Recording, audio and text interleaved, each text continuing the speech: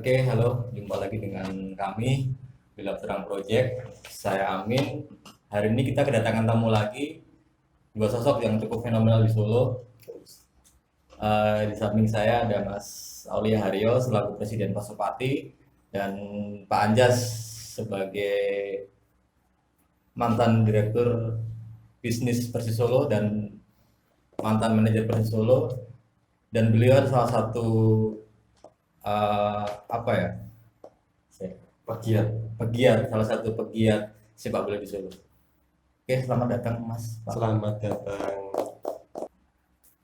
Oke, yang pertama mungkin perkenalan santai dulu dari Mas Rio.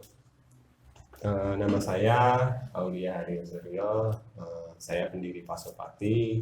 Sekarang saya menjabat sebagai Presiden Pasopati periode 2018-2020. Mungkin itu pengenalan saya. Oke, Pak Anjas. Ya, perkenalkan nama saya PM Anjasmara, sering disapa Mas Anjas atau Pak Anjas. Saya saat ini kesibukan saya di dunia sepak bola, walaupun sudah tidak menjadi bagian dari manajemen Persis Solo, tapi masih eksis di dunia sepak bola sebagai pengurus di salah satu klub internal yaitu PS Mares dan di SSB Mares. Kemudian juga masih aktif untuk latihan untuk Mares All Star usia 40 tahun ke atas. Mungkin itu Mas Amin. Dulu pernah jadi pemain juga ya Mas? Dulu pemain Tarkam Mas.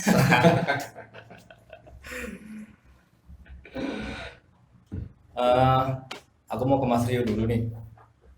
Tentang kondisi sepak bola saat ini dari kacamata, maksudnya sebelum ini ya, sebelum ada COVID-19 ini, dari kacamata supporter gimana Mas? Global atau Persis atau di Solo? Di Solo aja. Kalau di Solo. Kalau menurut saya sih perkembangan sepak bola di Solo sebenarnya sangat memprihatinkan ya, Mas. Karena beberapa tahun ini kompetisi internal sama sekali tidak berjalan dengan bagaimana mestinya. Harusnya itu adalah istilahnya awal untuk Persis sebagai induk utama kompetisi ini bisa berjalan sehingga bibit-bibit pemain muda yang ada di Solo ini bisa terserap ke Persis senior. Tapi saya nggak tahu kenapa ya, karena kan kami juga supporter tidak punya akses untuk ke sana, ke askot pemerintah Kota Solo ya, PSSI-nya, karena berlainan gitu. Kalau kita istilahnya ngeyel ke PSSI Kota Solo, ya mereka lebih banyak diam dan tuli. Saya kepengen sih sebenarnya dari 26 klub ini yang bisa istilahnya berteriak, ayolah kompetisi di Solo ini dijalankan lagi, karena kalau nggak salah ya 2 atau 3 tahun ini sama sekali tidak berjalan. Pasif ya Mas ya. Nah, untuk Persis sendiri sih, kalau Persis sendiri saya melihat sudah cukup bagus dalam istilahnya perekrutan pemain untuk mengikuti kompetisi di 2020. Pemain-pemain Persis ini cukup bisa membanggakan lah. Pemain yang sekelas Liga 1 sudah beberapa orang mau bergabung di tim Persis Solo ini. Kami sebagai supporter juga yakin bahwa musim ini saatnya Persis naik ke Liga 1. Kalau dari Mas Anjas sendiri, tahu gue sih PS Mars itu emang udah lama sekali ya. Itu salah satu dia founder fathernya klub di Solo sebenarnya kan. dengan kondisi kayak tadi yang diceritain Mas Rio, gimana Mas tanggapannya Mas? Sebenarnya apa yang disampaikan Mas Rio itu sudah cukup komplit tadi ya, Mewakili. dari eh, kompetisi internal yang mati suri, kemudian banyak klub-klub internal juga yang mati suri. Itu sebenarnya juga sangat memprihatinkan sekali. Ironis sekali Mas, karena potensi pemain-pemain di Solo tidak hanya pemain ya sebenarnya, pelatih fisik, kemudian pelatih teknik maupun pelatih kiper, itu sebenarnya di Solo itu potensinya sangat luar biasa sekali. Bahkan akhir-akhir ini kan lisensi wasit di Solo, kemudian lisensi pelatih juga di Solo, tapi kompetisinya sendiri juga tidak berjalan. Kemudian kalau di tempat kami sih bukan bermaksud untuk takabur atau menyombongkan diri ya Mas ya. Di 2016 kompetisi internal kita masih juara. Kemudian 2018 kemarin terakhir ada turnamen klub internal, juaranya juga masih kita. Artinya apa? Di sini pembinaan kita itu memang benar-benar konsisten. Harapan kita itu Askot PSSI Kota Surakarta menyelenggarakan kompetisi, bibit-bibit pemain-pemain kita itu kan bisa terakomodir, entah nanti di Persis, entah nanti di Porprov, atau mungkin di Prapon. Nah, kalau ada kompetisi kan talent scouting yang datang ke Solo itu pasti akan memprioritaskan Solo untuk dipantau kualitas-kualitas pemain-pemainnya. Karena banyak potensi lokal yang justru bersinarnya nggak di Solo ya kan? Betul, itu jadi malah laku di tempat lain. Kayak pemain terbaik Liga 2 kemarin juga orang Solo bukan ya? Yang Persik Kediri. Oh iya iya, itu juga orang Karanganyar Mas. Oh. Orang Karanganyar. Cuman SSB memang dari Solo. Berkiprah mulai dari Solo. Kemudian kalau untuk Persib sendiri, ya saya juga sepakat apa yang disampaikan Mas Rio tadi. Atas pemain yang direkrut juga sudah lumayan bagus lah daripada tahun-tahun sebelumnya. Cuman kalau dari sisi kami dari klub internal itu prosentase pemain lokalnya itu sekarang sangat minim sekali. Nah itu yang menjadikan kita itu sedikit kurang serg ya Mas ya. Karena ya itu tadi minimal kalau ada 20 atau 30% pemain lokal Solo, atau mungkin salah satu jajaran pelatihnya ada yang dari Solo, itu kan Persis Solo itu benar-benar miliknya orang Solo, mengakomodir potensi lokal. Nah, sekarang kalau kita melihat faktanya, tidak ada satupun asisten pelatih yang berasal dari Solo. Orang-orang Solo hanya dijadikan follower, dijadikan kitman. Kalau menurut kacamata saya ini ironis sekali. Karena kalau Coach Salahuddin, kemudian ada Firmansyah, itu juga nama-nama yang di kancah nasional itu sudah tidak diragukan lagi ya. Kalau mungkin ada salah satu asisten atau pelatih fisiknya dari Solo, itu kan ilmu dari beliau-beliau itu nanti bisa ditularkan kepada orang Solo. Nah, orang Solo ini nanti bisa menularkan ke pemain-pemain yang lain. Nah, kalau sekarang pemain yang dari Solo itu kan bisa dihitung dengan jari, jajaran kepelatihannya juga tidak ada orang Solo. Nah, ini mungkin nanti minta tolong Mas Rio bisa menyampaikan ke pihak manajemen maupun ke direksi, mengusulkanlah supaya potensi-potensi lokal Solo itu diperhatikan kalau jadi akomodir. Dari unsur Pasopati itu sebenarnya kan punya apa ya, punya peran untuk menentukan maju mundur sebuah tim. Artinya sejauh ini dorongan apa yang sudah dilakukan dari teman-teman Pasopati untuk ibarat kata mendorong manajemen untuk melakukan apa yang selama ini kita apa yang selama ini kita merasa kurang tadi gitu. Sebenarnya apa yang dilontarkan sama Mas Anjas ini sudah saya lakukan, Mas. Mungkin di 2018 ya, sebelum Pasopati dan teman-teman Surakarta ini istilahnya boikot satu musim. Saya selalu memberikan masukan ke jajaran manajemen maupun direksi, tapi kenyataannya apa yang saya sampaikan, apa yang saya berikan masukan ke mereka selalu istilahnya cuman didengar aja tapi tidak dilaksanakan, dan itu mungkin di tahun ini pun juga terjadi gitu. Sebenarnya saya udah kasih warning lah, si A ini gini, si B ini punya kemampuan di sini tapi kelemahannya di sini. Sebenarnya saya sudah saya sampaikan, Mas. Kami menyampaikan atas dasar cinta, bukan atas dasar apa ya, enggak suka sama orang. Enggak, kita lihat secara kalau orang Jawa ini bibit bebet bobot, Mas. Jadi ya kalau memang orangnya punya kualitas bagus ya pasti, entah itu apa ya teman sendiri atau bahkan itu musuh saya, ya tetap saya dukung demi kebaikan Persis Solo itu sendiri. Kalau Mas Anjas ini dulu kan 2018, 17, 18 sampai 19 Mas, jadi direktur bisnis 17 akhirnya. Ya.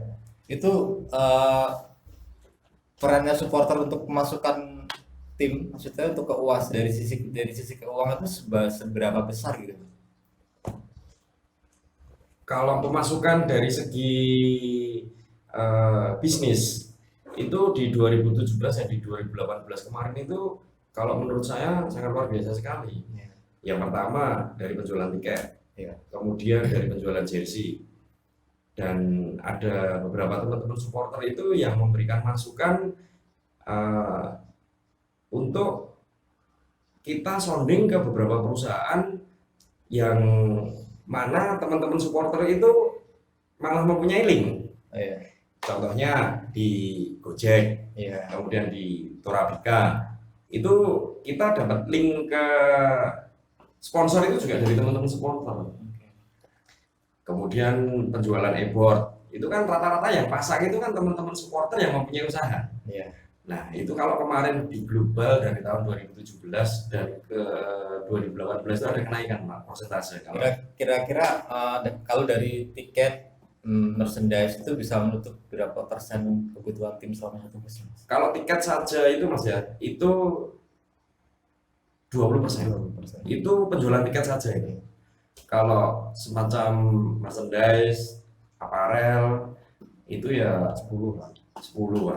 Jadi total 30%. Artinya di musim kemarin sempat ada boykot ya. Boykot dari teman-teman. Ya. Nah, itu manajemen seperti apa ngakalin? Kalau boykot kemarin itu 2019 waktu di Madiun ya Mas? Iya. Sebenarnya kalau boykot itu kan sebenarnya kenapa ada akibat, pasti kan ada sebabnya. Jadi yang teman-teman rasakan ini di era kepemimpinan SHW ini selalu memberikan janji-janji yang istilahnya manis dan tidak pernah terlampaui gitu ya, terlaksana PHP istilahnya di PHP ya. Itu kecenderungan kami gitu, bahwa kita beri masukan pun juga mereka istilahnya ya tutup telinga gitu loh Mas. Ya maka kami putuskan untuk memboikot. Lagian permintaan yang sangat sederhana untuk melakukan launching tim di Solo aja tidak pernah bisa dilaksanakan ya. Mungkin ini istilahnya ya Pak, kekesalan dari teman-teman lah, udah kasih masukan nggak diterima, sudah kasih. Tapi itu dampaknya luar biasa loh. Setelah diboykot kan terus dijual sahamnya. Itu faktanya kan seperti itu. Makanya supporter itu jangan hanya didengar, tapi teman-teman supporter itu mempunyai nilai tawar yang sangat tinggi sekali. Tim sebaik apapun tanpa dukungan supporter itu mainnya juga kurang fight. Apalagi ini supporter sudah mendukung all out, membayar tapi tidak pernah didengarkan. Cuma jadiin customer aja. Pada waktu zaman kita, Mas Rio awal mulai jadi presiden, saya jadi manajer tim, itu hampir setiap hari kita ketemu, setiap saat itu kita, kan Mas? Yang ngobrol tentang perkembangan tim. Iya, selalu komunikasi terus. Apa masukan-masukan, kalau memang itu bisa menjadikan improve untuk tim, kita ambil. Hubungannya lumayan harmonis ya Mas ya, gitu ya Mas ya? Walaupun hasilnya tetap nggak sesuai target ya. Tidak naik. Kalau supporter ngeliat tuh 2017, 18 itu kan sponsor banyak kan, dan sponsornya big company lah, besar-besar gede. Cuman kok dengan dukungan finansial yang dari sponsor banyak, supporter selalu full waktu itu. Supporter full dan owner kabarnya duitnya juga banyak. Itu kok masih nggak bisa naik? Alasannya apa Mas? Inilah istimewanya Liga Indonesia. Liga Indonesia itu kalau boleh saya bilang unik, Ya. tapi menarik. Apalagi di era sebelum ketua umum PSSI yang sekarang ini ya. Kalau dulu kan ya faktanya kita bicara fakta saja. PLT ketua umum PSSI saja bisa kena match fixing. Termasuk beberapa nggak perlu saya sebutkan namanya, Ya. tapi tokoh dari Jawa Timur, tokoh dari Jateng DIY, Jateng kena, DIY juga kena, semuanya banyak yang kena Mas dampaknya. Ya, inilah uniknya Liga di Indonesia itu seperti itu. Tim Anda sebaik apapun, finansial Anda sekuat apapun, kalau lobbynya juga tidak kuat, itu juga. Kita itu 2017, 2018 pemain semuanya merata, apalagi 2018 itu kan semuanya dari posisi kiper sampai posisi depan itu kan rata semua. Tapi pernah nggak Mas ditawarin untuk tiket naik gitu? Jujur di awal tahun 2018, iya. Dan saya sebutkan juga orangnya sekarang juga kena. PW. Off the record lagi. Tiket. Cuman jalannya banyak Mas. Oke, mau ke Pak Andas lagi. Berarti selama 2 tahun di divisi bisnis ya Mas? Bisnisnya. Apa sih pencapaian yang paling fenomenal gitu selama di divisi bisnis persis? Kalau menurut saya pada saat 2018 saya presentasi di BNI. Ya. Itu yang paling cukup apa ya Mas ya, cukup membanggakan bagi saya karena ternyata dari pihak jajaran direksi BNI waktu kita presentasi itu setelah kita presentasi itu beliau langsung menyampaikan angka. Ya. Itu yang istilahnya kalau kita sales itu jualan langsung laku Mas. Ya. Dan ternyata tidak sampai berhenti di situ Mas. Pada saat Proliga 2018 itu kan volley ya, Ya. mainnya di Solo. Itu ternyata pihak direksi BNI itu masih komunikasi dengan kita. Waktu itu saya komunikasi dengan Mas Rio ya Mas ya. Iya. Mas Rio sama Mas Gondrong untuk minta dukungan Oh, BNI. ya supporter. Jadi ya saya sampaikan kalau supporter Pasopati itu kalau memang ada tim Solo yang main, Ya. teman-teman juga. Jadi hubungannya itu tidak berhenti sampai di situ Mas. Sampai dengan saat ini pun kita juga masih sering komunikasi dengan teman-teman dari BNI. Kalau nggak salah sempat mau bikin ID ID card card. buat supporter juga Mas ya, BNI itu waktu itu. Iya sih, Sama cuman buat belum. apps gitu kan. Ya, akhirnya cuman KTA Pasopati ya. Oh. Karena KTA Pasopati kan memang kita kerjasamanya dengan BNI. Oh, Tapkes. Tapkes ya. Karena memang BNI pada saat kita presentasi itu long term Mas. Iya. Jadi bisa tidak hanya 2018 saja. Nah semenjak saya resign di 2018 itu sudah saya sampaikan juga nanti siapapun pengganti saya silahkan untuk BNI di treatment. Oke. Bisa ini nggak Mas kasih clue teman-teman berapa Mas BNI? Kalau 2018 2M Oke. Paling besar berarti ya. dan itu hanya dua termin Mas. Jadi termin awal itu, tapi PPN kita ya Mas ya, Iya. PPN Persis. Jadi 1,8 ya. Persisnya. kurang lebih sekitar itu.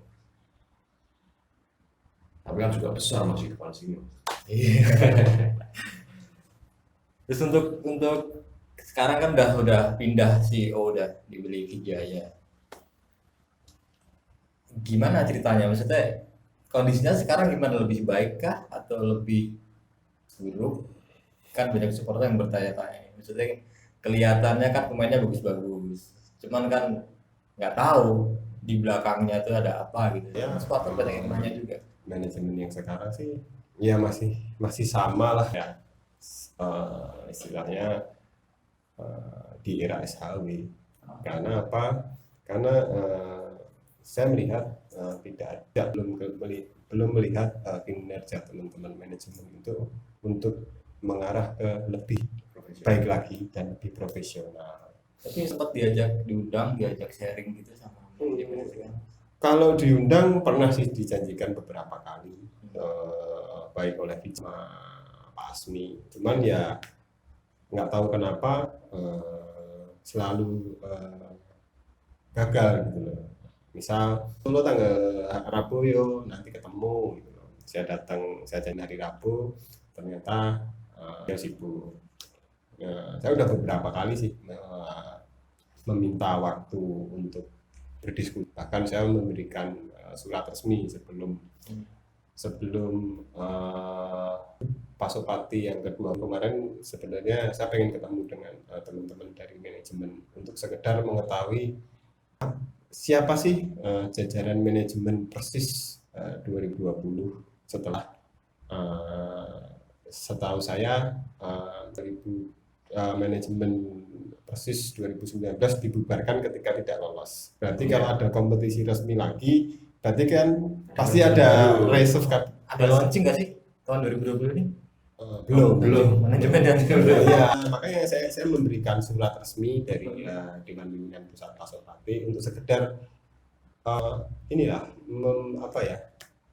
mengetahui duduk di manajemen, terus kiat-kiat apa, terus strategi apa yang dilakukan oleh manajemen untuk memenuhi target ke Liga 1. Sebenarnya kita pengen blueprint-nya seperti apa gitu loh Mas. Itu juga pertemuan itu tidak pernah terjadi.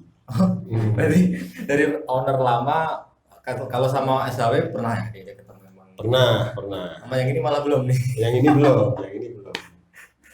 Malah saya di akhir-akhir ini dengar kok semakin ini ya, maksud saya berita-berita tentang Persis ini kan kok semakin Negatif. iya, bukan negatif sih Mas. Kayak akhirnya kelihatan gitu loh. Kenapa kok ditutupin terus gitu loh. Ada apa ya? Ya, makanya kan Contohnya apa nih Mas? Spesifik Mas. contohnya gini, apa ya, kemarin ulang tahun Persis lah misalnya, ulang tahun Pak Sopati ya. Pak Sopati ini kan sebenarnya memang itu ide dari kami. Kita pengen sebenarnya simpel sih, kita pengen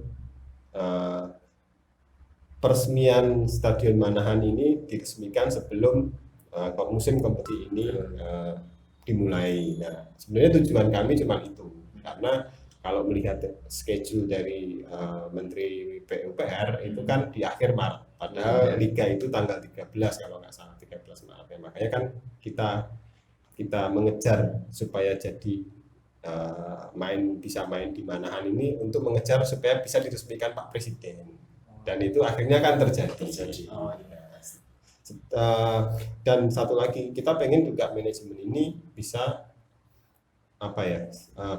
bersatunya stakeholder yang ada di Solo, kan mulai dari pengelolaan Persis dikuasai oleh Pak SHW, itu sama sekali sudah hancur lebur lah antara komunikasi antara Pak Wali Kota dengan Askot, dengan klub internal, bahkan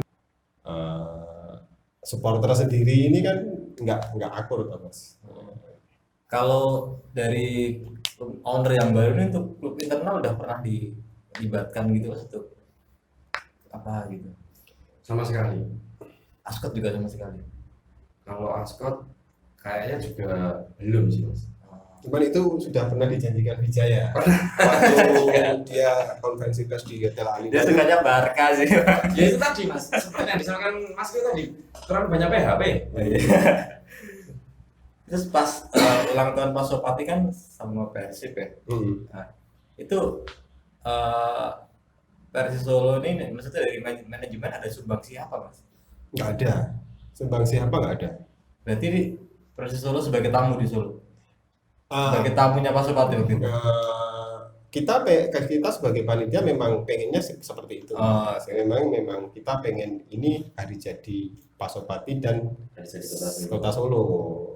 Saya pengennya memang Persis ini sebagai tamu undangan untuk istilahnya ya itu tadi Mas.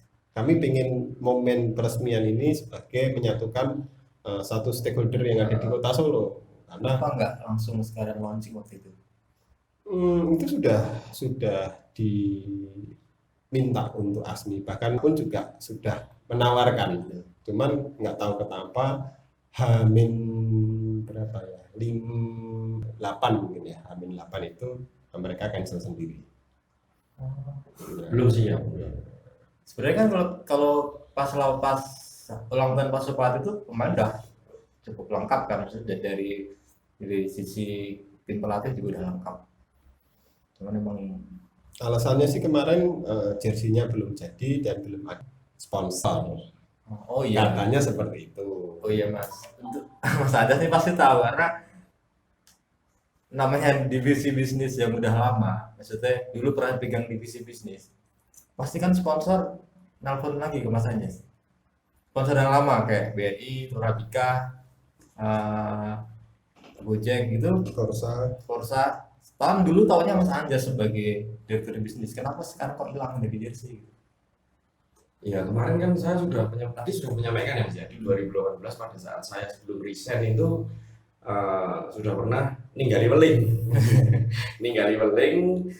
sama yang masuk di jajaran manajemen yang pada waktu itu masih ada saya dan setelah sampai dengan saat ini masih ada. Itu kan database itu tidak saya ambil Mas. Dan saya tidak pernah email itu dengan email pribadi saya. Jadi email pribadi saya itu hanya saya CC. Dan kalau sponsor mengirim email itu otomatis email saya ter-CC. Nah, itu tidak ada yang menindaklanjuti, Mas. Tidak ada yang memfollow up. Nah, sponsor itu kan sebenarnya kan pembeli kan. Jadi kalau tidak ditawari ya ada yang menawari pihak lain ya lari ke pihak lain. Nah ini memanage sebuah tim itu tidak hanya fokus di teknis saja. Jadi harus teknis dan non teknis itu harus seiring sejalan. Non teknis itu ya itu tadi Mas, sponsorship, mentreatment teman-teman supporter, mentreatment teman-teman stakeholder. Itu kan tupoksinya seorang manajer. Tim itu sebenarnya seperti itu Mas. Jadi tidak hanya mencukupi kebutuhan tim saja, tapi supporting tim ini juga harus seiring sejalan. Kalau boleh saya cerita sedikit Mas, kebetulan kan saya juga salah satu pendiri PT Persis Solo Saestu ya Mas. Oh iya, salah satu pemegang saham juga, walaupun sudah tidak masuk di jajaran manajemen. PT Persis Solo Saestu ini sudah semenjak berdiri itu sudah tidak sehat. Ibaratnya seorang bayi itu lahirnya terlalu prematur. Belum waktu lahir sudah dipaksa untuk lahir di operasi sesar. Contohnya seperti itu Mas ya. Karena regulasi. Semenjak kita disuspend oleh PSSI, kemudian ada regulasi dari FIFA yang turun ke PSSI.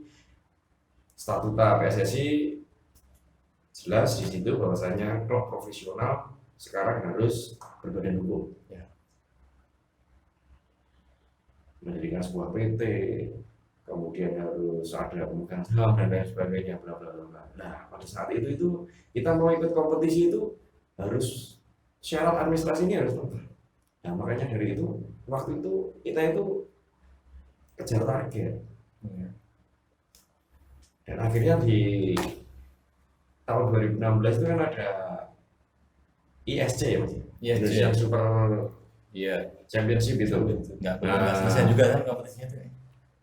Itu nggak selesai Mas. Itu nggak selesai. Karena memang klub-klub di Indonesia itu sebenarnya ada, kalau klub Liga 1 itu memang sudah siap. Kalau klub Liga 2 itu ada beberapa yang memang dipaksakan. Ya salah satunya ya di PSIS Solo ini. Tahun 2017 berarti. Awal pembentukan PT itu kan 2015. Kemudian kompetisi resmi itu kan di 2017 setelah kita suspendnya dicabut. Itu kan mulai 2017. Kalau mendirikan PT dan mencukupi untuk aspek-aspek sebagai salah satu klub profesional itu kan tidak mudah sebenarnya Mas, dan tidak bisa cepat. Jadi ya dari awal itu memang kita tidak sehat dan yang ngomong itu juga tidak transparan.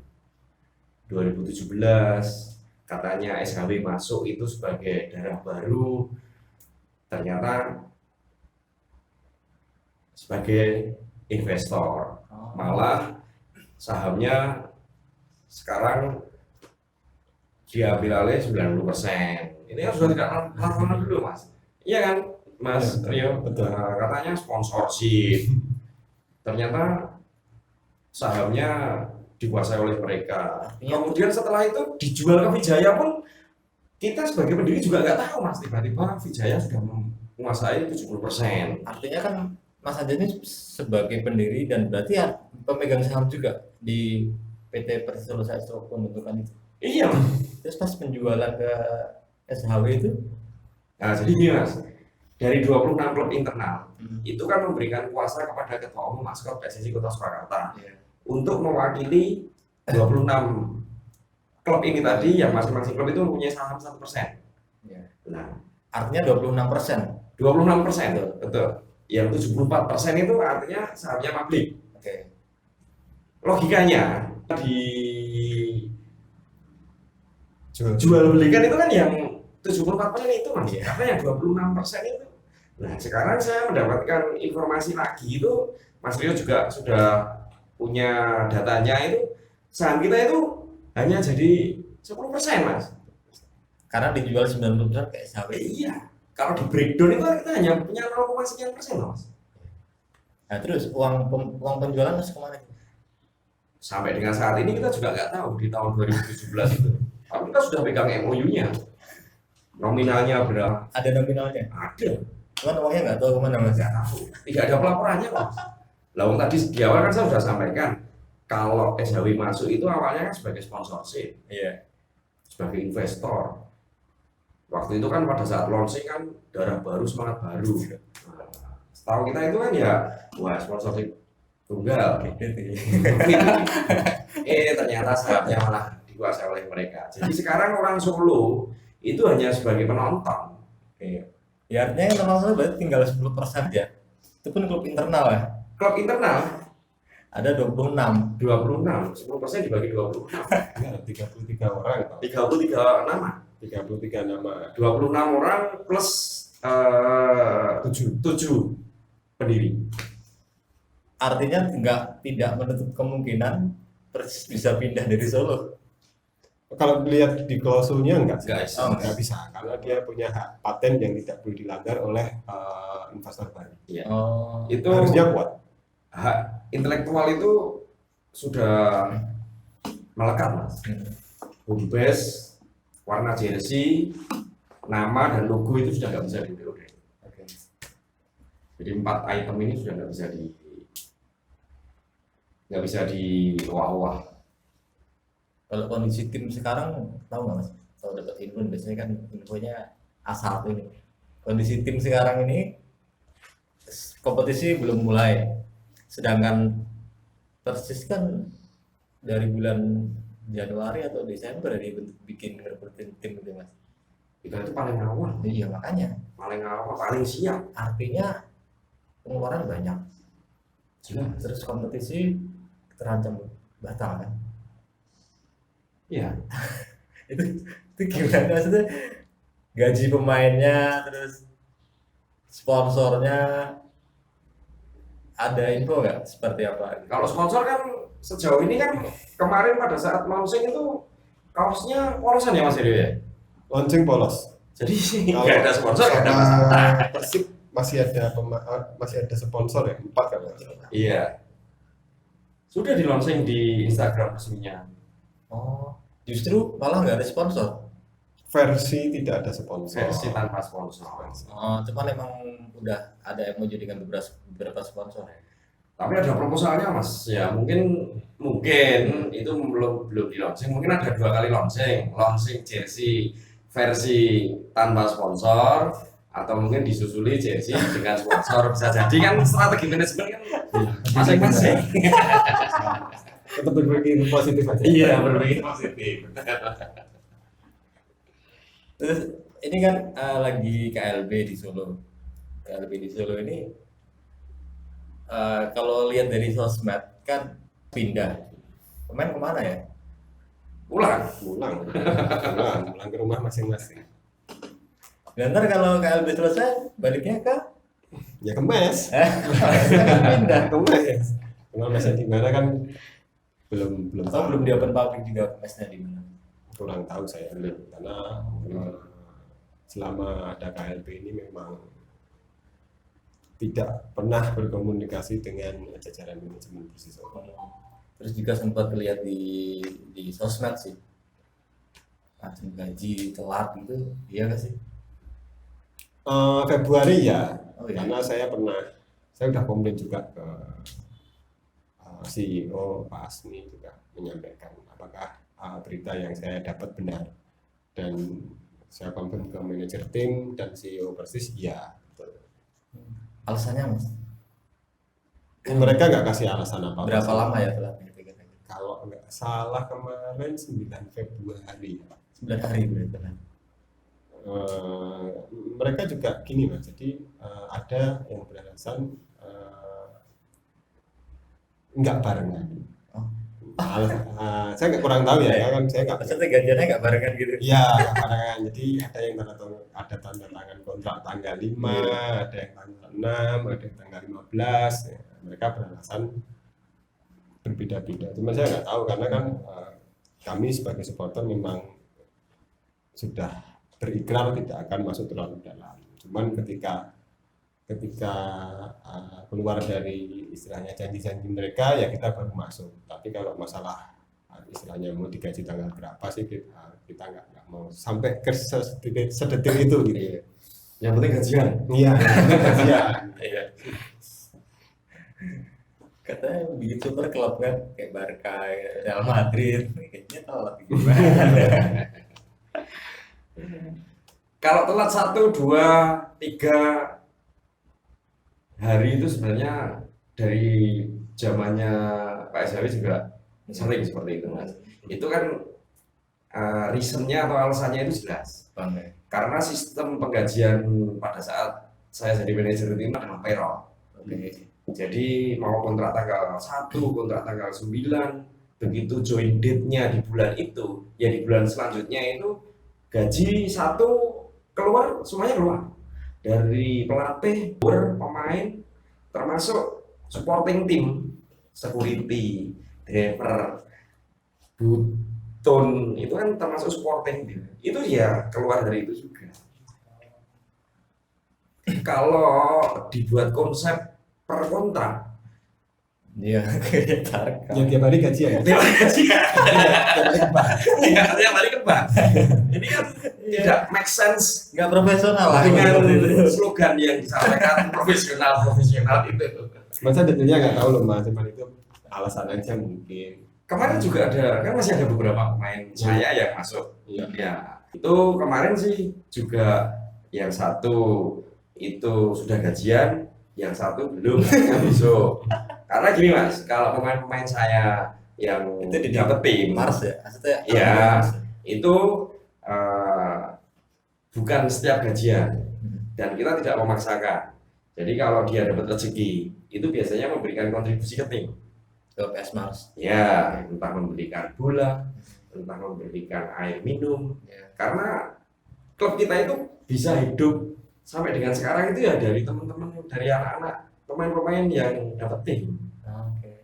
Terserah gajian bulan Februari aku laundry ya Mas, yang satunya balik rusak besok tak bawa. Nah, gampangnya seperti itu. Nah, kalau seperti itu kan bisa setiap hari kita dapat masukan malah. Kalau gajiannya per kontrak. Terus kalau aku pribadi sih sempat dengar ada investor mau masuk ke Persis, karena juga ngelihat, kalau ini pandangan pribadi sih, Vijaya nggak pernah muncul di media juga. Sekarang siapa yang mewakili suaranya manajemen untuk, maksudnya yang ngomong gitu?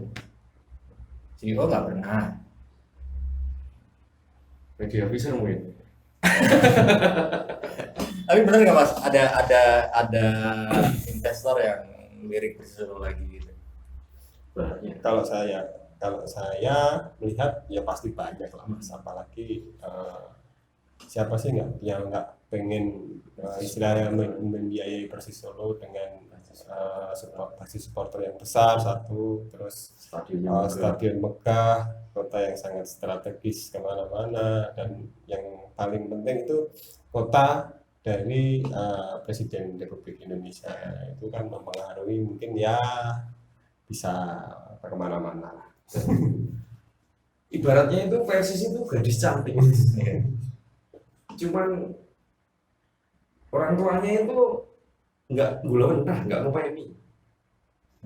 Jadi kalau gadis cantik ini benar-benar di gula mentah, di sekolah ke di Lambeni, itu kan pasti banyak yang akan meminang.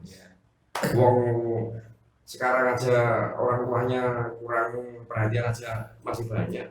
Karena memang urat cantiknya itu masih ada. Iya. Gitu Mas. Tapi Vijaya ini nggak, Vijayanya kira-kira mau ngejual nggak ya? Ya kalau resminya sih belum Mas. Tapi kalau bahasa supporter ambu-ambune. Ambu-ambune sih seperti itu. Ambu-ambune. Semoga salah ya. Semoga salah. Tapi kalau memang iya, ya nggak usah gengsi lah, atau sedikit transparan. Ayo dong muncul. Jadi jangan pada saat mencalonkan diri saja menjadi PSSI 1 setelah gagal. Jadi pasti jangan buat main-main. Kalau dari kita sih supaya ini didengar oleh Pak Vijaya, Pak Asmi sebagai CEO dan manajemen yang ada di Solo, Persis jangan buat main-main, yang transparan. Oke, kalau dari Mas Rio apa nih? Closing statement aja nih, pesan buat owner, buat teman-teman supporter, buat manajemen. Kalau buat owner ya, karena beliau statementnya juga akan mendanai Persis dengan dana yang mungkin 60 miliar, ya saya mau nagih janji lah, maksudnya ayolah Pak, serius, Persis ini tim besar dan punya fasilitas yang sangat mewah ya. Kemarin beliau menjanjikan musim ini naik ke Liga 1, ya saya nunggu janji Mas, karena kan Pak Wijaya ini kan sama sekali belum pernah, istilahnya satu musim aja kan belum pernah, baru mau itu sudah di stop. Makanya jangan ini ya, tetap semangat lah, tetap semangat. Ngurus bola itu nggak gampang, nggak kayak ngurus perusahaan. Banyak sekali apa ya, eh, Faktor, ya. faktor yang perlu dikerjakan juga, bukan hanya di dalam juga, tapi di luar juga perlu dipikirkan. Ya harapannya masih harus semangat lah. Memang mengurusi tim ini memang susah gitu loh, nggak gampang gitu. Terus ini apa, kan sempat ini ya, sempat ceritain suka dukanya jadi presiden supporter Mas. Sibuk banget selama dulu sering tiap malam sering nongkrong, pas jadi presiden susah. Ya gimana ya Mas ya, karena memang jadi presiden Pak Supati ini enak nggak enak Mas. Iya. Ya kalau enaknya saya di mana-mana kenal dengan Iya. teman-teman, kalau ketemu sini ya aku supporter Mas. Di Jogja pakai masker. Temennya banyak jadi ya. Ya, temennya banyak yang satu. Followernya banyak ya pasti itu. Ya. Musuhnya juga banyak tambah. Oh iya. Ya lebih, kalau nggak enak ya paling, kalau nggak enak itu banyak meninggalkan keluarga yang satu. Yang kedua sering ditelepon polisi Mas. Saya itu paling anti lah, maksudnya ketemu dengan bapak-bapak polisi kan, karena cenderung kalau udah ketemu polisi itu kan urusannya kriminal. Pasti gitu kan. Ya itu mungkin istilahnya yang sangat ya berharga bagi saya. Jam 2 dijemput di rumah. Pernah dijadiin jaminan juga ya. Pernah. Ya sekelas ketua supporter harusnya kan memang tidak perlulah menjaminkan diri untuk sebuah pertandingan resmi. Harusnya itu tidak terjadi.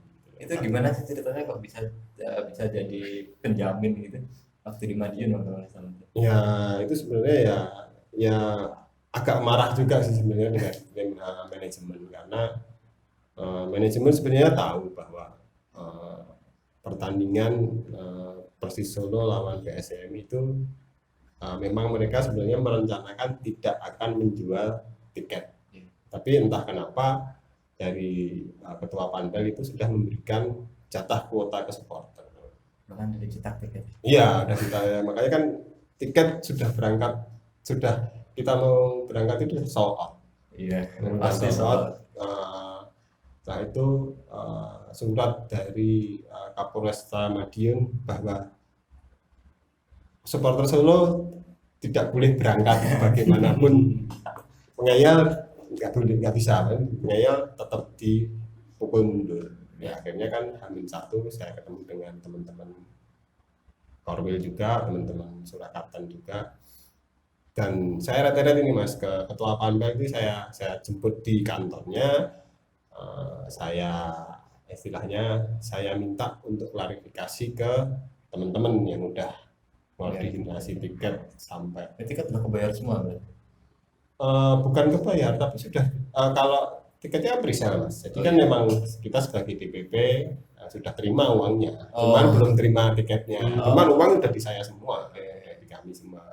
Udah anak-anak udah siap. H-1 penukaran tiket ini kan nggak jelas gitu Mas. Akhirnya ya saya jemput Pas Didik sebagai ketua Panpel, saya minta untuk ketemu anak-anak.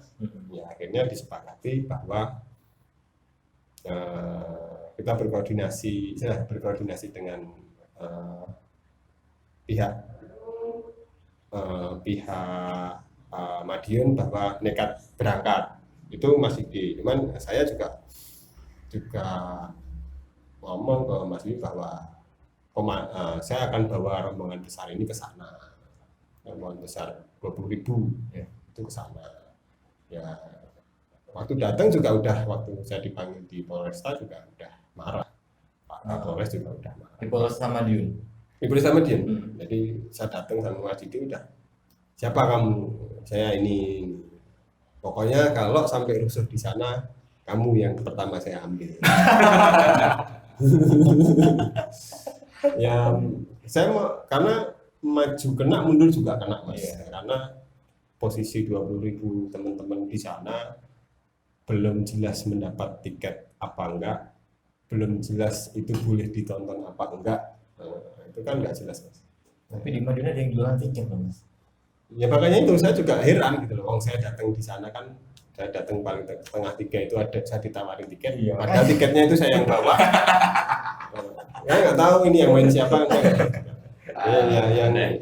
Yang lucu aja di situ saya sebagai ketua supporter diminta untuk memutuskan bahwa saya harus menjamin keamanan teman-teman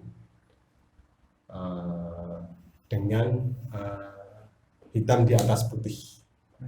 Kalau sampai ada satupun orang yang berkelahi di sana, saya dan Mas Didik waktu itu, saya minta Mas Didik untuk mendampingi saya.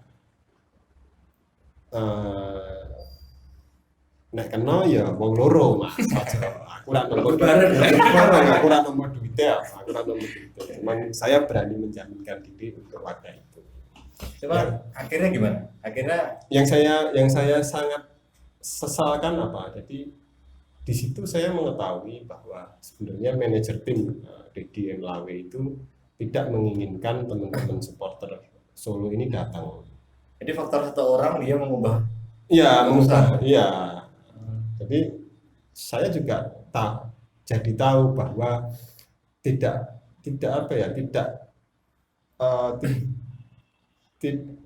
komunikasi antara ketua panpel manajer tim ini tidak sinkron gitu loh Mas.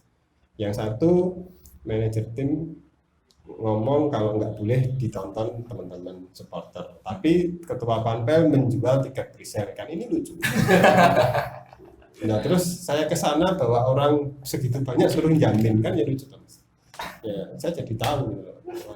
Dan di situ waktu itu kalau nggak salah orang kan itu ngumpul semua, jadi dari polisi, Pak Kapolres, Pak Kanit Jerse, terus bagian kabar op, terus ada manajer tim, ada saya, Pak Ketua Panpel, ada saya, ada Ketua Panpel, ada ketua dari Panpelnya Madiun. Itu yang saya sesalkan kenapa lempar-lemparannya, padahal harusnya semua pertandingan yang berhubungan dengan Persis Solo harusnya manajer tim yang harus bertanggung jawab. Ya, kenapa kok dari pihak kepolisian ini tidak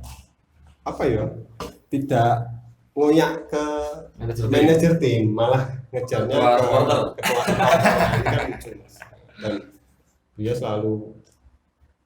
selalu ketika diminta pertanggungjawaban selalu endo, dan saya ngikut manajemen Jakarta. Padahal kan yang duduk di situ paling tinggi posisinya kan beliau, harusnya beliau yang memutuskan. Tapi akhirnya nggak jadi diambil. Nggak jadi, cuman karena ada